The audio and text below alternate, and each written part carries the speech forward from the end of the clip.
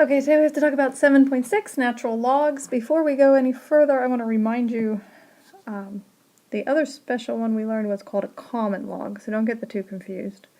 A common log is base 10, okay?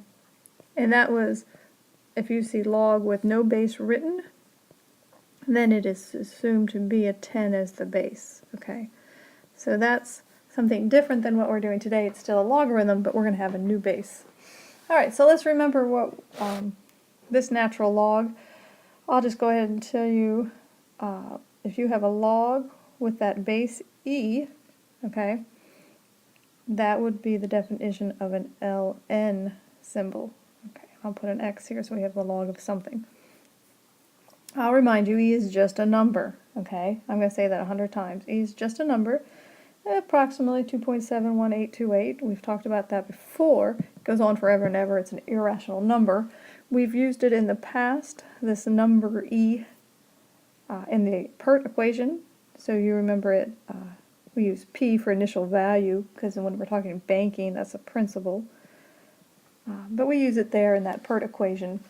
And it was useful for continuous compounding, and that was the critical word you needed to be able to use that equation. Okay, so continuously compounded, we're using the PERT equation. There's that annual growth, but there's also the continuous compound. Alright, but we're going to be able to use this e for any exponential growth or decay.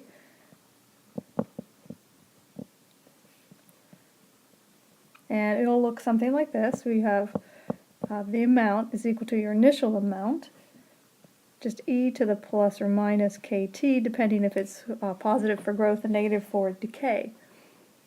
Alright, so let's take a look then at how ln comes into this. I'm going to go back to that definition of a logarithm where we could go between an exponential form and a logarithmic form. So let's start with an exponential form. Y is equal to e to the x. Kind of the most basic, kind of a parent function, if you will, and say that's true if and only if, according to the definition, you need a log to write it in a log form. The base of the logarithm has to be the base of the exponential, so that would be an e. The answer to the logarithm has to be the exponent, and then we have the y here. And I'll remind you then, any log base e is written as an ln instead, so ln of y is equal to x. Okay, so this is really using the definition of logarithm to go back and forth between log form and exponential form. So it's going to be like working with any other logarithm. We're going to have the same old rules that we've had before, and I'll run through a few of these. If you had the natural log of 1, we should be able to evaluate that like any other. Remember, the base is e, so e to the what is equal to the 1 power. And you should remember that's a 0. So that's a good rule to remember or figure out every time. ln of e. So here, remember, there is this little implied e, okay? And you're really asking, you know, e to the what, that base e is equal, raised to the power of what is equal to e. And this is assumed to be a 1, right? So it has to be a 1 answer here. So ln of e is just a 1. I can use all those properties of expansion, right? So like if I had ln of x plus 2 ln of y, I would simply condense these to ln of x y squared. Okay, and more fun than that is the power rule, of course. If you had something like ln of e cubed, I would bring the 3 down in the front, get ln of e, but of course ln of e is 1, so that would just equal 3. Alright, so we use the same old rules, same old properties, but now you understand the base of an ln is e. Okay, so we're going to be able to solve ln equations much the same way we solved other equations. Of course, there was the method with, and it's super easy, the one-to-one property. If you have a single log on one side and a single log on the other, that allows you to use one-to-one. That would be something like this. If you had ln of x plus 3 is equal to ln of 7, then it's simply x plus 3 has to equal 7 and you can solve that quite easily. Alright, but then it gets a little more interesting if you only have the 1.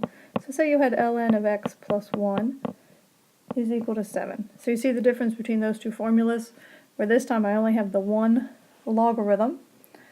And I'm going to remember when I'm looking at this that this base is an e, okay? Because the strategy here, if you remember, is to write it as an exponential.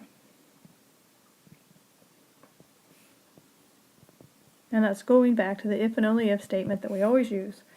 So we can write the base raised to the 7th power is equal to x plus 1. So that's an e to the 7. Now remember, e is just a number, and it's a button on your calculator.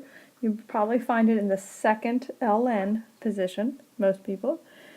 And you can raise that e to a 7th power quite easily on your calculator, and very easily just do the calculation and come up with x. So right here, if I write it as e to the 7 minus 1 is x, that's sort of the exact answer. But if I go and I actually punch it into my calculator, which I don't have, then it would be an approximate answer because you had to do the rounding. Alright, I'm going to give you a problem. I want you to try it as well. Go ahead and pause it once I get this written. What if you had ln of 2x minus ln of 3, and that was set equal to 2? Go ahead and pause it. If you want one hint, I'll tell you, don't forget you need to condense the left-hand side into one logarithm before you can use the definition and write it as an exponential. And if you want an explanation, you're condensing, and remember this little subtraction, when you're subtracting two logarithms, means it's one log with a division between those two arguments of the first two logs. So you got that condensing, and then you write it as an exponential. Remember that little base is e, so that became the base of the exponential. Here's the exponent, right, because it's the answer to the log. And from there, it's a matter of solving for x. Multiply both sides by 3/2.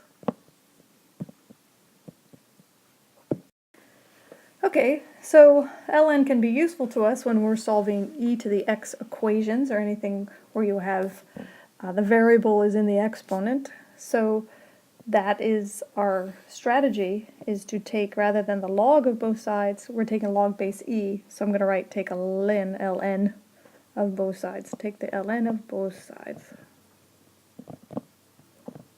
And that would look something like this. Let's say you had an equation 4e to the 2x plus 2 is equal to 16, because this brings up an important thing that you always got to remember to isolate. This is so similar to when we had to isolate the radicals, the square root, before we could square both sides, things like that, okay? You always want to isolate before you take this action of ln both sides. So what does that mean? That means I have 4 times e to the 2x is 14.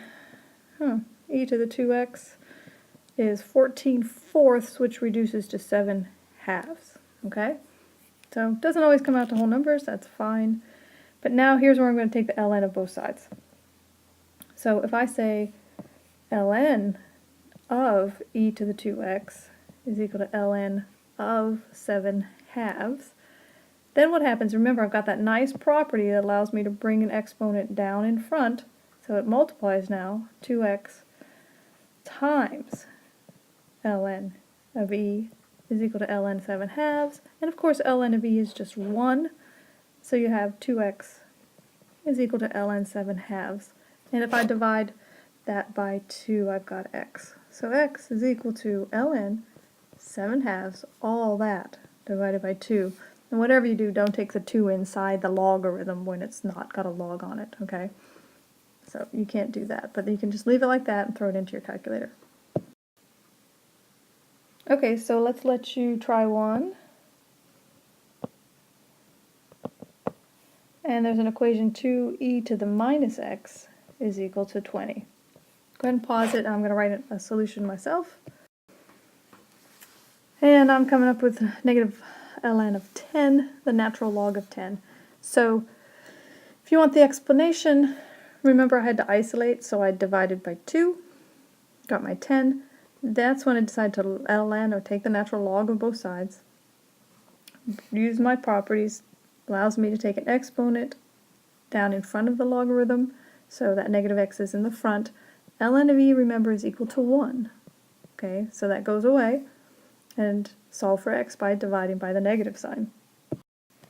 Okay, just two other examples of how we're going to use this ln and solving exponential equations would be going back to the PERT equation.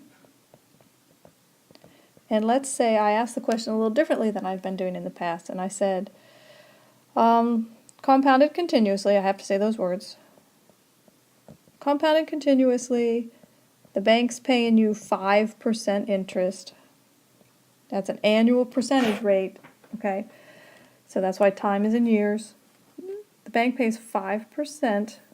How long would it take to double your money? So notice, I have not given you the initial value, because you'll see it doesn't really matter. That amount, the time to double will be the same no matter what you start with. So what you can do in this case, you can say, okay, here's the important word, is I'm trying to double my money. That means A is equal to twice what I started with, okay? So I'm going to use that in the solution. I'm going to substitute for A, 2p. So 2p, I don't know p, so I put p on the right-hand side. I'm going to use e, because that's just a number. And for r, remember you got to use a decimal, 0.05. And we're going to have t as the variable left in the exponent. Don't worry about not knowing p, because here you can see they just cancel right out. Okay, so 2 is equal to e to the 0.05t. And here's where we're going to take the log of both sides.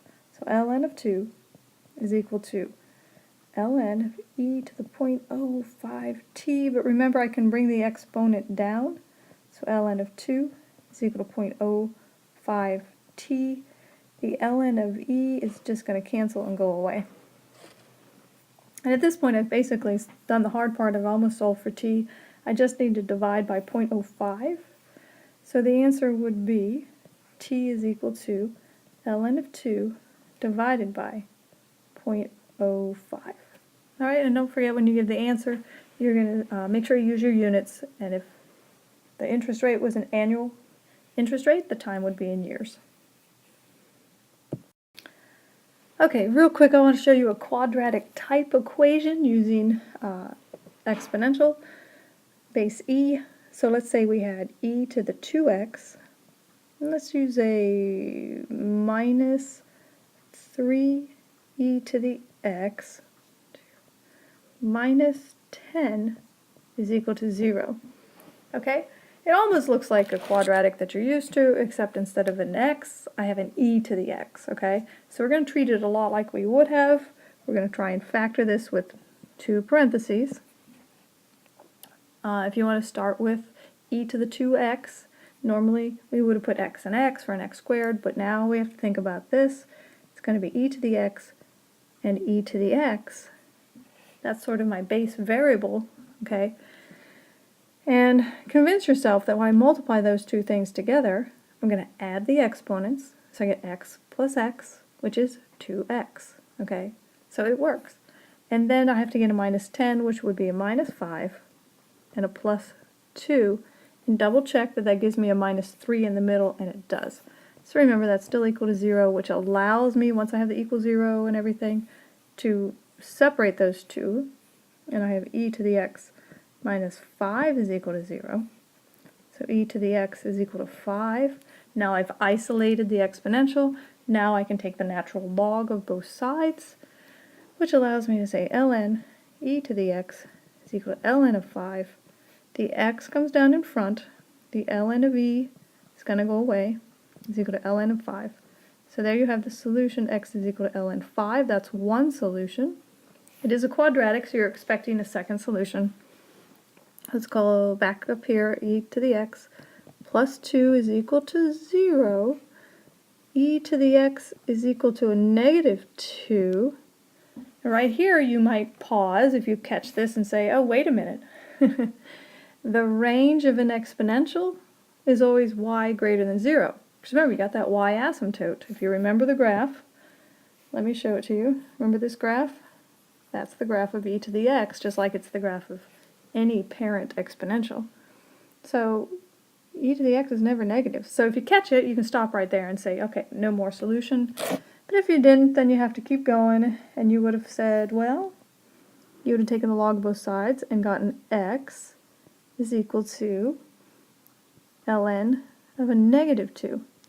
And if you could catch it then, because you can't take the log of a negative 2, that's not in the domain, right? So maybe you catch it there, and if you still didn't catch it, and you tried to put it in the calculator, your calculator would give you an error. And you'd finally figure out, what did I do wrong? And you finally figured out that it's just not possible. So there's no solution there. All right, that's it.